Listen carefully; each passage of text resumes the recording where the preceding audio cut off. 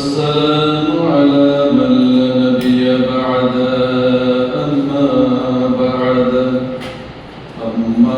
بعد فأعوذ بالله من الشيطان الرجيم بسم الله الرحمن الرحيم ليس البر أن تولوا وجوهكم قبل المشرق والمغرب ولكن البر من آمن بالله واليوم الآخر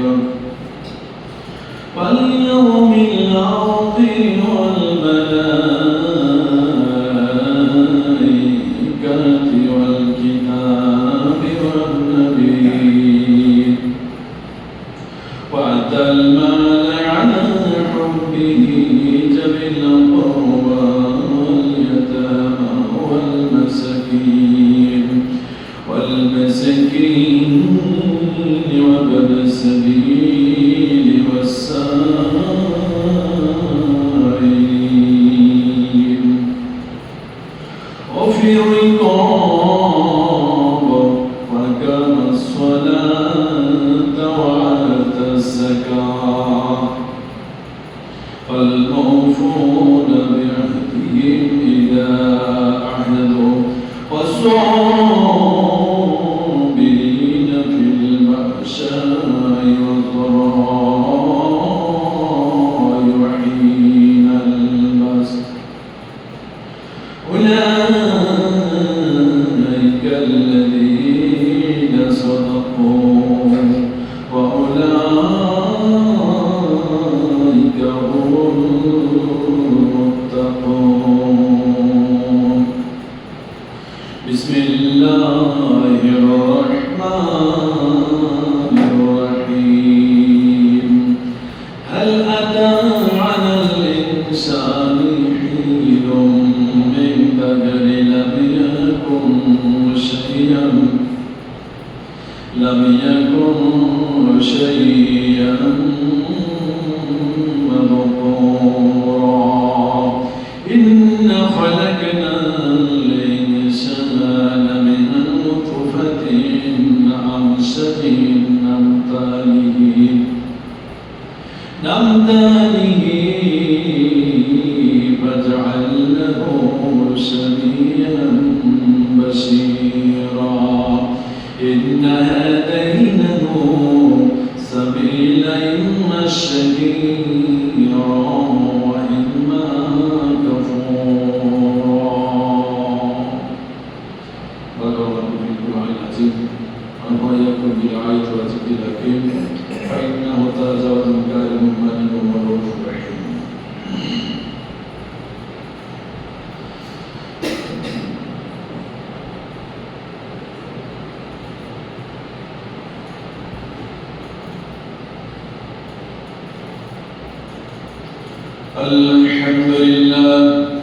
الحمد لله نحمده ونستعينه ونستغفره ونؤمن به ونتوكل عليه ونعوذ بالله من شرور أنفسنا ومن سيئات أعمالنا من يهده الله فلا مضل له ومن يضلل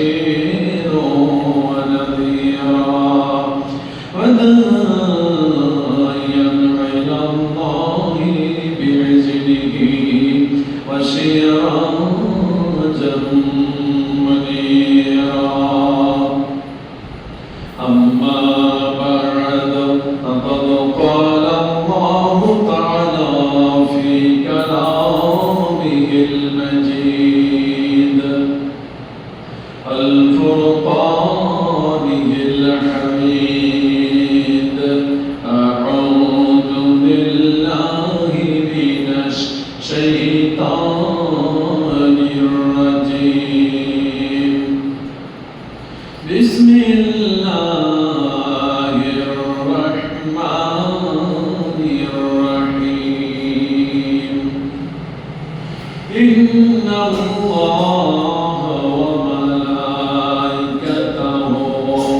يصلون على النبي يا أيها الذين آمنوا صلوا عليه وسلموا تسليما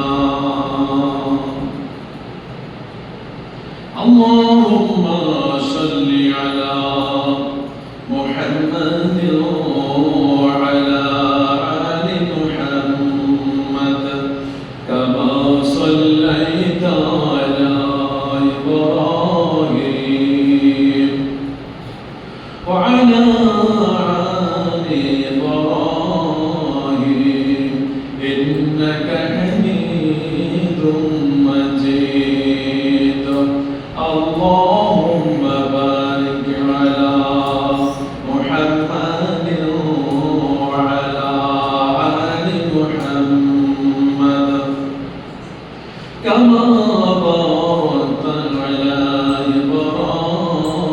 إبراهيم وعلى آل إبراهيم إنك حميد مجيد উপস্থিত মুসল্লিবৃন্দ, আমরা খুতবার শুরুতেই আমরা শুকরিয়া আদায় করব তিনার যিনি একমাত্র একজন আর তৃতীয় কেউ নাই, যে লা শারীক কোন শরীক নাই। আমাদের শুকরিয়া, যেহেতু আল্লাহ তাআলা আমাদেরকে পৃথিবীতে পাঠিয়েছেন শুধু ওনারই ইবাদত চলবে, ওনারই শুকরিয়া, তাসবিহ, তাহলিল, সাজদা সবকিছু একমাত্র পাওয়ার একমাত্র একজন, তিনি হচ্ছেন আল্লাহ। যে আল্লাহ ছাড়া কোনো মাবুদ নাই, সে আল্লাহ দরবারেই আমরা শুকরিয়া আদায় করব। আমরা সবাই বলি আলহামদুলিল্লাহ। দরুদ ও সালাম বর্ষিত হোক সেই রাসূলের উপরে, যে রাসূলকে সমস্ত নবীদের ইমাম করে দুনিয়ার বুকে আল্লাহ পাঠিয়েছিলেন,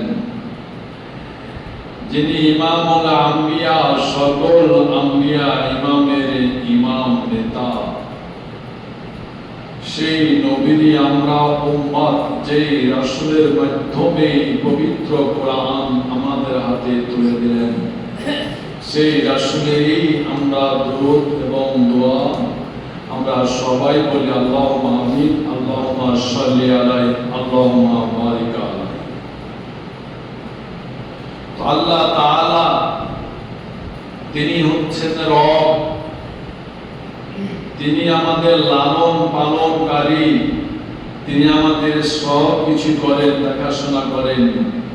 তিনি রুজির মালিক, তিনি হায়াতের মালিক, তিনি সব কিছুর মালিক, বিপদ আপদে সাহায্যকারী মালিক হচ্ছেন তিনি। তো রব শব্দটা এত মূল্যবান, এত দামি, যে আল্লাহ সিফাতির নাম 99টা রয়েছে। রহমান, রাহিম, খালিক, মালিক, সত্তার, জব্বার, গফফার, কাহার, এই করতে করতে প্রায় আল্লাহ সিফাতির নাম রয়েছে 99 কিংবা তার অধিকও। আর একটা নাম তিনার জাত নাম। বাকি যতগুলো সিফাতি নাম রয়েছে 99 বা তার অধিক যত নাম রয়েছে, এইগুলির নাম নয়, এগুলি হচ্ছে ওনার পদবী, এলা সিফাতি নাম। ওনার হাত আছে, পা আছে, চোখ আছে, নাক আছে, সব আছে, একটা বডি আছে। এই বডিটার নাম হচ্ছে আল্লাহ। আল্লাহর নাম হচ্ছে একটা। পৃথিবীতে যেমন আমরা মানুষ হাত পা চোখ কান সব নিয়ে আমরা মানুষ, একটা বডি। এই বডিটার নাম হচ্ছে আপনার একটা নাম আছে, তারপর আপনার যোগ্যতা অনুযায়ী ওনাকে ডাক্তার বলে ডাকা হয়। উনি যে আলেম হন, কেউ ইমাম বলেন, কেউ শিক্ষক বলেন, কেউ মুআল্লিম মাদ্রাসা, এই কথা অবশ্য আরবি কথা। তো ওনার নাম অবশ্যই একজন আছে হয়তো গাফফার, বাকি যতগুলো মুআল্লিম বলেন আর ইমাম বলেন আর বক্তা বলেন আর যাই বলেন না কেন, এগুলি হচ্ছে সব সিফাতি নাম। তো ওনার বডির একটা নাম গাফফার আর বাকি যতগুলো পদবী সবগুলো সিফাতি নাম। তো অনুরূপ ভাবে আল্লাহর নাম হচ্ছে একটা। আল্লাহর হাত আছে, পা আছে, সব কিছু আছে। এই বইটার নাম হচ্ছে আল্লাহ। আর উনি দয়াবান, উনি দাতা, উনি ক্ষমাশীল, উনি রাজ্জাক, রুজির মালিক, উনি খালিক, সৃষ্টিকর্তা। যত দ্বারা আছে সিফাতি নাম, সবগুলো হচ্ছে সিফাতি নাম। তো মানুষের দেহে দুইটা জিনিস আছে অনুরূপ ভাবে আল্লাহর ঠিক অনুরূপ, যে আল্লাহর বডি, আল্লাহর সিফাত দুইটা ভাগে বিভক্ত। আল্লাহর নাম হচ্ছে একটা আর বাকি গুলি সব হচ্ছে সিফাতি নাম। তো এই একটা নাম আল্লাহ এবং বাকি যে সিফাতি হলেন 99 হলেন সিফাত নাম, মোট 100টা। আমরা এই 100টা নাম রহমান, রহিম, কাহার, গফফার, আল্লাহ, এই সব বলে ডেকে যতটুকু নেকি পাবো, রব বলে ডাকলে আমরা একই সমান নেকি পাবো। 100টা নাম ধরে ডেকে যে নেকি পাওয়া যায়, একবার রব বলে ডাকলে ওই নেকিটা পাওয়া যায়। আপনি একটা ব্লেন্ডার মেশিনে আম, জাম, কাঁঠাল, লিচু, কলা, আপনার খেজুর, যতগুলো ফল আছে ধরেন মোটামুটি 20-30 রকমের ফলকে তৈরি করে ব্লেন্ডারে ভরলেন, ভরে যখন বের হয়ে আসলো তার একটাই নাম। 20টা ফল থেকে বের হয়ে যে রস বের হয়ে আসলো একটাই নাম, সেই নামটার নাম হচ্ছে জুস। ফল কিন্তু 20টা, ব্লেন্ডার মেশিনে ভরে যে রসটা বের হয়ে আসলো 20টা ফল থেকে, এই রসটার নাম হলো জুস। আপনি যখন জুস খাবেন তখন 20টা ফলের উপকার দেহের মধ্যে কাজ করবে, কিন্তু যখন আপনি খেজুর খাবেন শুধু খেজুরেরই উপকারটা পেলেন, যখন লিচু খাবেন তখন লিচুরই উপকারটা পেলেন, যখন জাম খাবেন তখন জামের শুধু উপকারটা পেলেন। কিন্তু 20-22টা ফলকে ব্লেন্ডার মেশিনে ভরে দিয়া যখন রস বের হয়ে আসলো তার নাম হলো জুস। যখন আপনি জুস খাবেন তখন একটা জিনিস জুস খাবেন, দেহের মধ্যে 20-22 করে কাজ করবে। অনুরূপ ভাবে আল্লাহ একটা জাত নাম আর সিফাতি নাম ধরে নেন 99টা, তাই আরো আছে বেশি। তো ধরে নেন 100টা নাম, 100টা নাম একটা মেশিনে ভরলেন, আল্লাহর একটা জাত নামকে আর এই সিফাতি নাম থেকে ভরলেন, তারপর যেটা বের হয়ে আসবে তার নাম হচ্ছে রব। তার নাম হচ্ছে রব।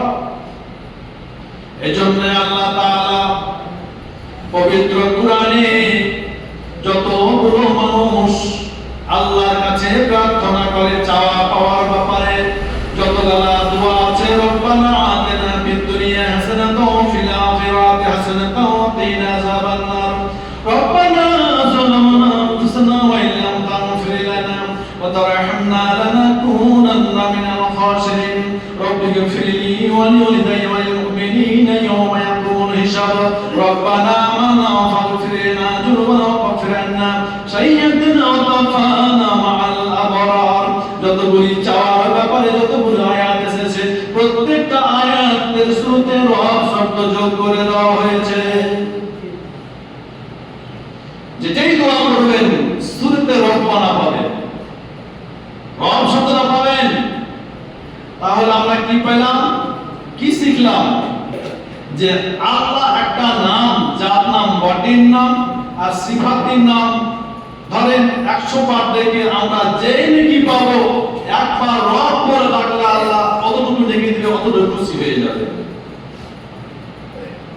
এই জন্যই আমরা যখন হাত তুলে দোয়া করি, সমস্ত দোয়ার প্রথমে আল্লাহ রব শব্দটি যোগ করে দিয়েছে। এখন এই রবটা কি জিনিস, এই রব সম্পর্কে আমরা জানতে পারলাম, রব সম্পর্কে একটা অভিজ্ঞতা অর্জন করলাম, জানতে পারলাম, শিক্ষা অর্জন করলাম। প্রথম কথায় এই যে আমরা দুনিয়ায় আসছি, তো পৃথিবী সৃষ্টি হওয়ার 50,000 বছর আগেই যতগুলো মানুষ আদম থেকে শুরু করে পরস্পর কিয়ামত ইসরাফিলের সিংহায় ভোগ দেওয়ার পর্যন্ত যতগুলি মানুষ পৃথিবীতে আসবে, সমস্ত মানুষকে তৈরি করা হয়েছে। মানুষগুলি আছে কোথায়? বেহেশতের একটা জায়গা, বেহেশতের একটা জায়গা যার নাম হচ্ছে আলামে আরওয়া। সেটাকে বিদ্যালয় বলা চলে। সমস্ত মানুষকে যখন আল্লাহ সৃষ্টি করে দিলেন, তখন শিক্ষা শুরু করে দিলেন রব সম্পর্কে। একটা বিষয় নিয়ে শুরু করলেন আলোচনা। সে বিষয়টা কি ছিল? রব। রব কি জিনিস, রবের ভিতরে কি আছে, এই রব সম্পর্কে মানুষকে তালিম শুরু করলেন। কোথায়? সে আলামে আরওয়াতে। সেখানে আমরা সবাই ছিলাম। আমরা ওই যে দেখবেন মশার চক্র, প্রথমে দেখেন কিভাবে ডিম পাড়ে, তারপর কিভাবে সে আস্তে আস্তে বড় হয়, তারপর আবার কিভাবে বাচ্চা দেয়। এরকম আমরা চক্র হারে আসছি। বৃষ্টি যেমন, মেঘ যেমন সমুদ্র থেকে উঠছে আবার বর্ষণ হয়ে আবার চলে যাচ্ছে, আমরা ঠিক ওইভাবে চক্র চলছে আমাদের। আমরা সৃষ্টি হলাম কোথায়? জান্নাতে আলামে আরওয়াতে, তারপরে আলামে আসাম, তারপরে আলামে দুনিয়া, তারপরে আলামে বারজাখ, তারপরে আলামে আমল কিয়ামা, তারপরে আবার কিয়ামতে জান্নাত জাহান্নাম। যেখান থেকে এসেছি আবার সমস্ত মানুষকে সেখানে হাজির করা হবে। আমাদের বাবা আদম কে জান্নাতে সৃষ্টি করা হয়েছে, মানে জান্নাতটা ওনারই। তার মানে আমাদেরও ভাগ আছে, যেহেতু আমাদের পূর্বপুরুষ পরের সাথে আমাদের অরেশ ভাগিদার আমাদেরও আছে, যদি ধর্ম ত্যাগ না করি। আজও ইসলাম ধর্মে আছে, যদি কোনো মুসলমান ধর্ম ত্যাগ করে খ্রিস্টান হয়ে যায়, যদি কেউ হিন্দু হয়ে যায়, তাহলে পিতামাতার সম্পদ থেকে সে মাহরুম হয়ে যায়, বঞ্চিত হয়ে যায়। তো জান্নাত আমাদেরই, আমাদের বাপদাদা, আমরা তার ওয়ারিস ভাগীদার। জান্নাতে আমাদের ভাগ আছে, আমরা জান্নাত পাবো। তবে যদি লাইনচ্যুত হয়ে যায়, জান্নাত থেকে আমরা বঞ্চিত হয়ে যাব। আল্লাহ তাআলা পৃথিবীর যতগুলো মানুষ ছিল, আদম থেকে শুরু করে ইসরাফিলের সিংহায় ভোগ দেওয়া পর্যন্ত যতগুলো মানুষ পৃথিবীতে এসেছিলেন, বর্তমানে আছে, ভবিষ্যতে আসবে, সমস্ত মানুষগুলিকে জান্নাতুল ফেরদাউসে একটা জায়গার নাম, সে জায়গাটার নাম হচ্ছে আলামে আরওয়া। সেইখানে সমস্ত মানুষকে একত্রিত করে আল্লাহ নিজে শিক্ষক হয়ে পাঠদান শুরু করে দিলেন, শিক্ষা শুরু করে দিলেন। পাঠদানটা কোন বিষয়ে ছিল? সে পাঠদানটা ছিল রব সম্পর্কে। বিষয়টা ছিল রব। গোটা বিষয়টা পড়া হয়ে গেল। যখন পড়া হয়ে গেল, এরপরে ছাত্রদেরকে আল্লাহ শিক্ষক হয়ে প্রশ্ন করছেন, আলাস্তু বিরব্বিকুম, আলাস্তু বিরব্বিকুম। সমস্ত মানুষদেরকে আল্লাহ প্রশ্ন ছুড়ে দিলেন, আলাস্তু বিরব্বিকুম, আমি কি তোমাদের রব নই? তাহলে রব বিষয় নিয়ে ক্লাস শুরু করলেন। রব কাকে বলে? রবের দায়িত্ব কি? রব মানা আমাদের চলবে কি চলবে না? রবের পরিচয়টা কি?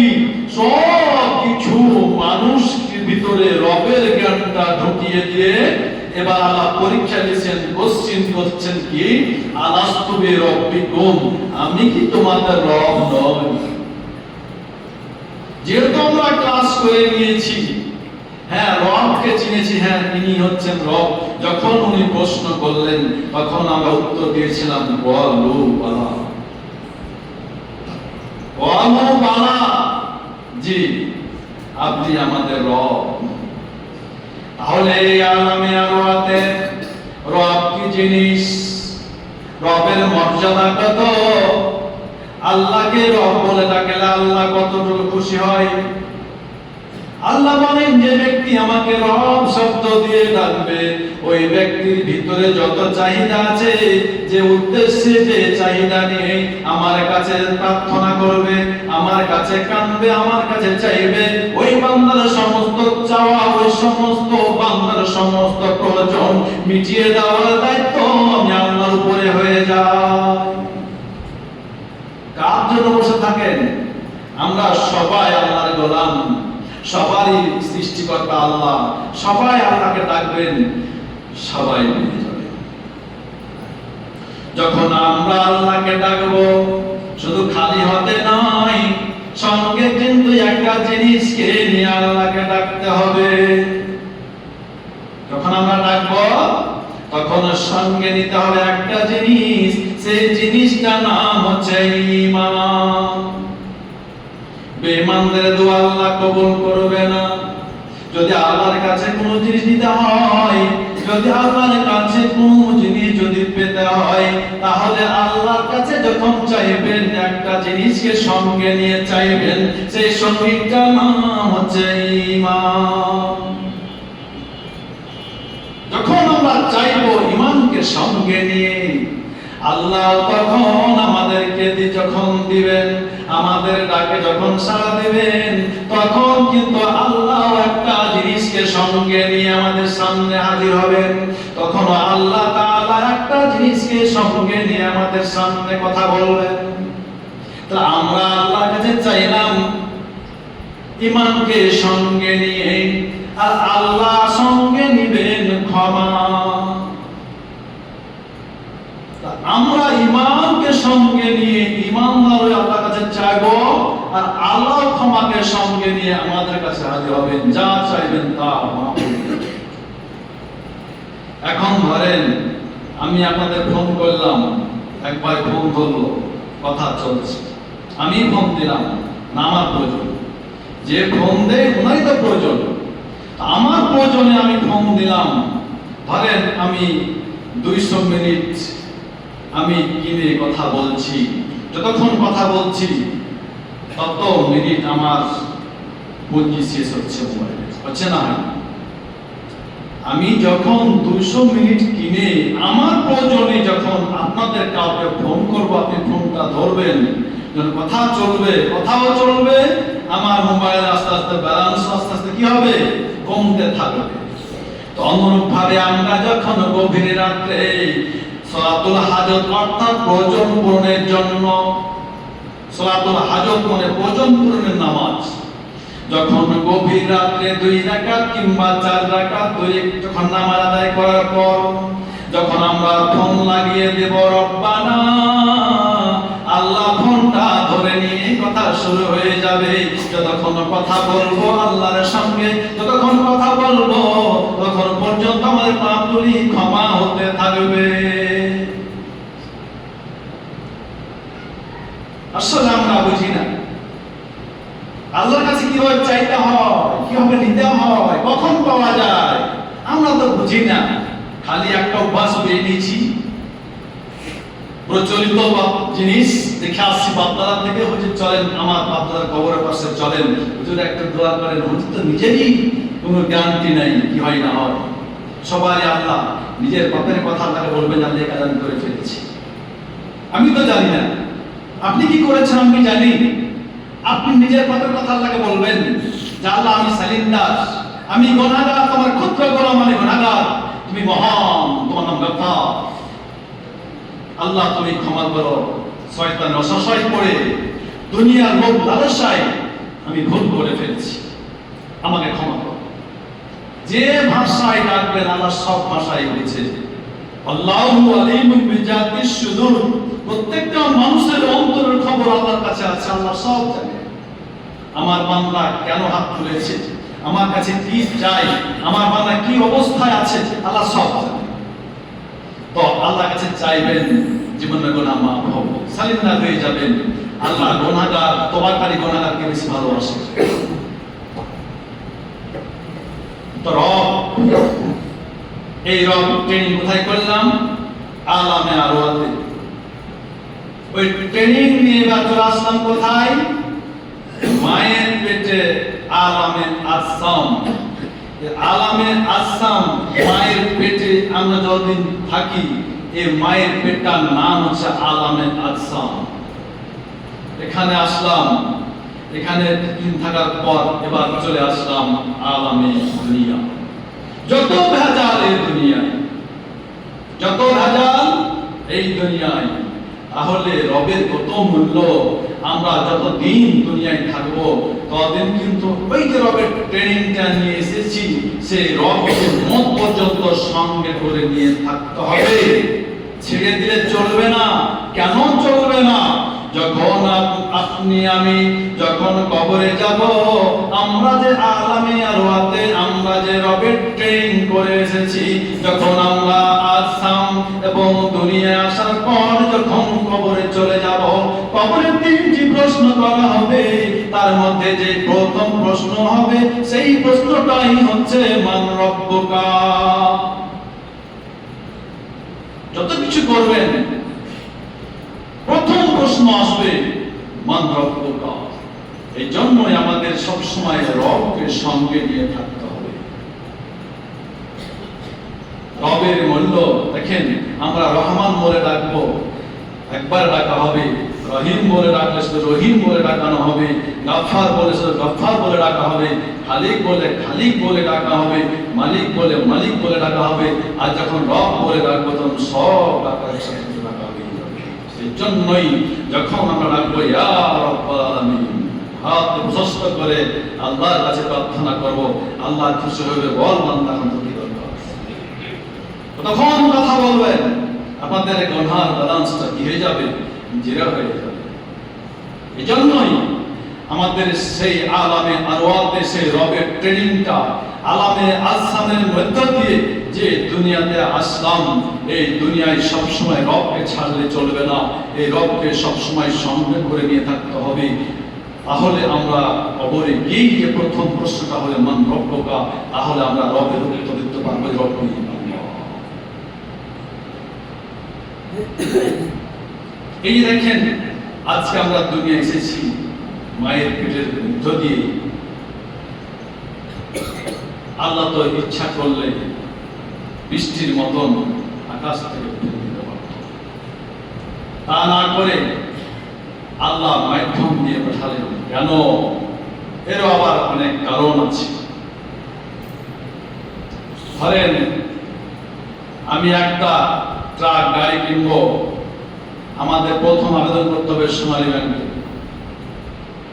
আমি একটা গাড়ি চাই, টাকা জমা দিয়ে আপনি আবেদন করবেন।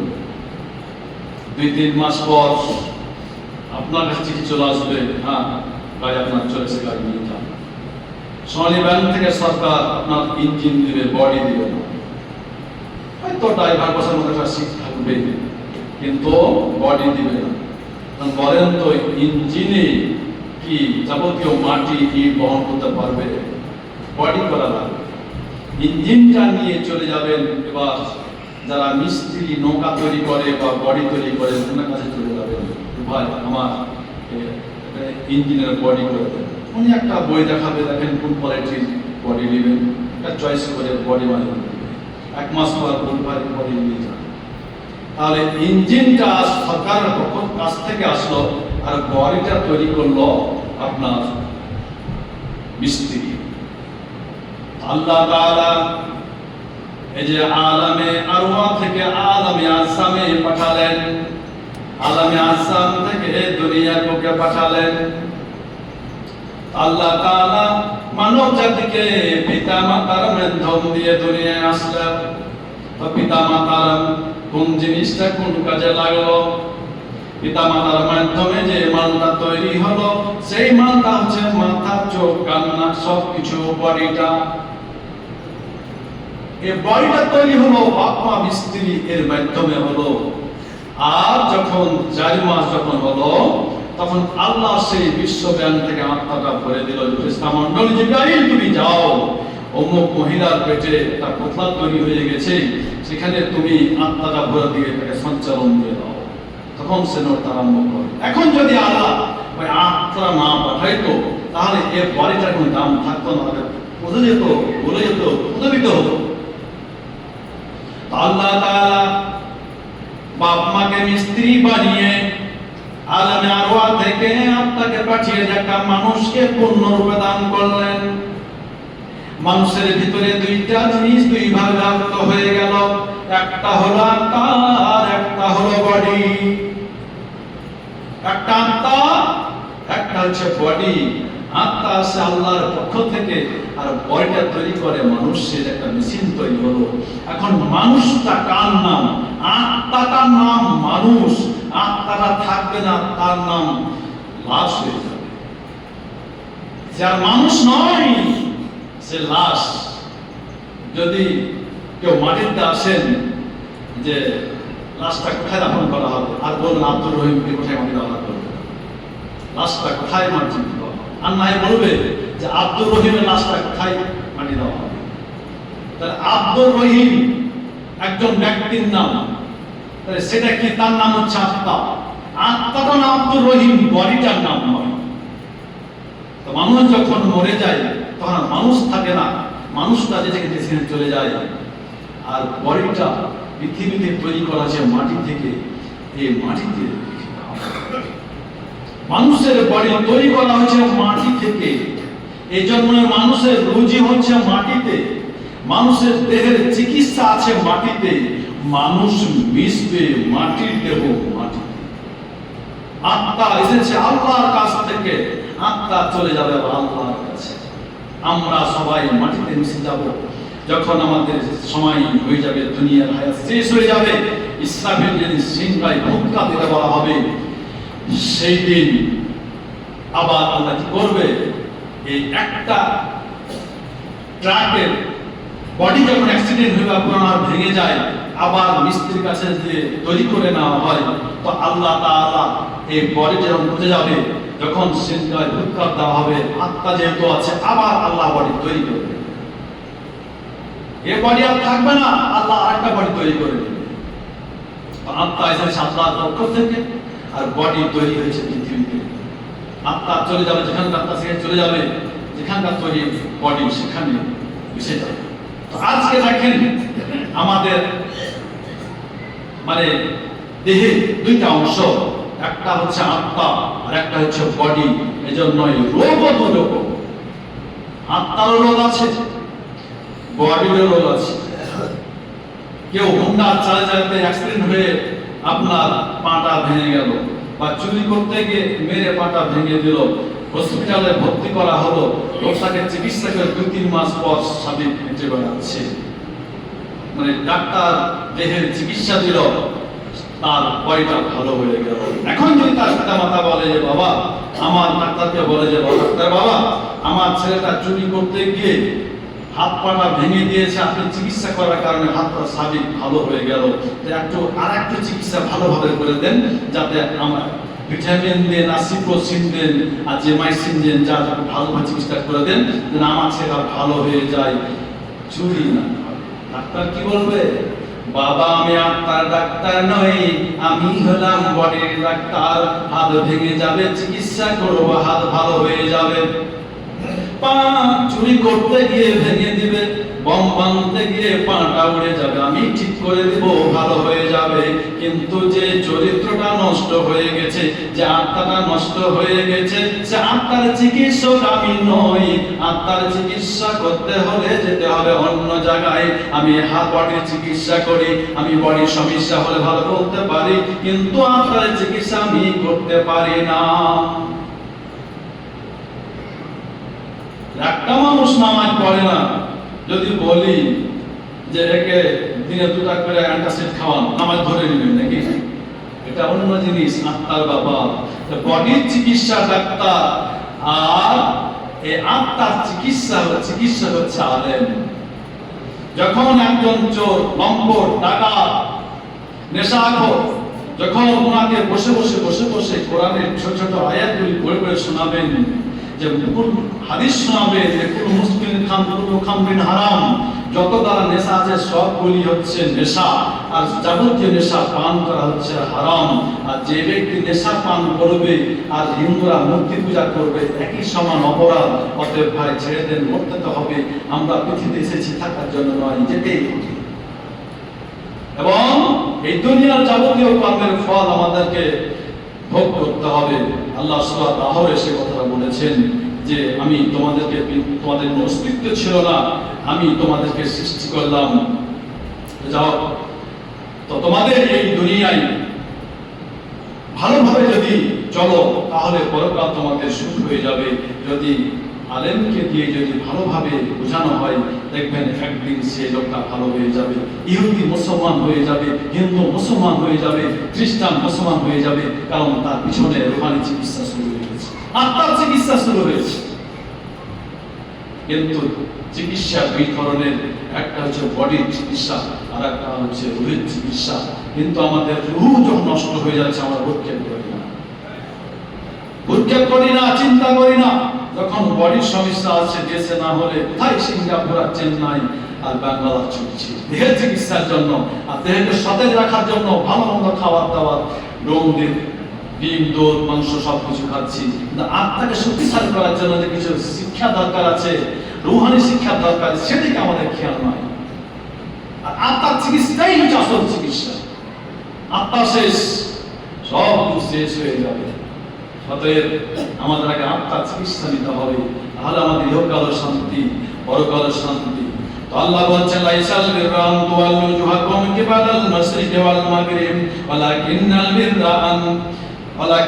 বিররা মান আমানা বিল্লাহি ওয়াল ইয়াউমিল আখির ওয়াল মালাইকাতি ওয়াল কিতাবি ওয়ান নাবিয়্যিন ওয়া আতাল মাল আলা হুব্বিহি যাবিল কুরবা ওয়াল ইয়াতামা ওয়াল মাসাকিন وابن السبيل والسائلين وفي الرقاب وأقام الصلاة وآتى الزكاة والموفون بعهدهم إذا عاهدوا والصابرين في البأساء والضراء وحين البأس أولئك الذين صدقوا وأولئك هم المتقون। আল্লাহ বলেছেন তোমরা নামাজ পড়বে পশ্চিম দিকে, কারো জন্য পশ্চিম, কারো জন্য কিবলা পশ্চিম, কারো জন্য উত্তর, কারো জন্য দক্ষিণ, কারো জন্য পূর্ব। তোমরা সেই কিবলার দিকে পূর্ব পশ্চিম দিকে কিবলা বানিয়ে নামাজ পড়বে। এই নামাজ পড়াটা তোমাদের জন্য ইমানদারের পথ থেকে নয়।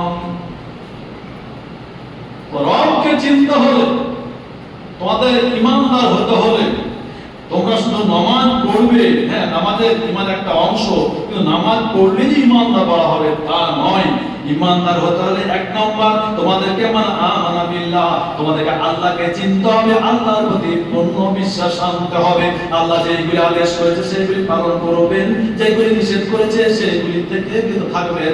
এই নাম হচ্ছে আল্লাহর উপরে ঈমান আনা। আর নামাজ পড়ি না, ঈমান খুব মজবুত, আমার ঈমান খুব আছে। ঈমানের অর্থটা যদি বুঝো না, ঈমানটা কি জিনিস সেটাই তো তোমরা বুঝো না। তো ঈমান, আল্লাহর প্রতি ঈমান মানে আল্লাহ যা আদেশ করেছেন সেটা সাথে সাথে ত্যাগ করতে হবে, আল্লাহ যেটা আদেশ করেছেন সেটা পালন করতে হবে, নিষেধটা ত্যাগ করতে হবে, আদেশটা গ্রহণ করতে হবে। তাহলে আল্লাহকে মানা হলো, আল্লাহর প্রতি ঈমান আনা হলো। আল্লাহ আছে আর আপনি উল্টা মনে চলবেন, এর নাম ঈমান নয়। যা হোক, আজ এখান থেকে শেষ।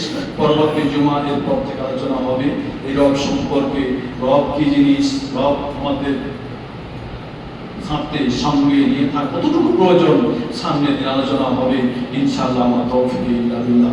আজ এখান থেকে শেষ। ইন্নাল্লাহা ইউহিব্বুল মুতাওয়াল্লিসান ওয়া তাইয়িবুল কুরবা ওয়া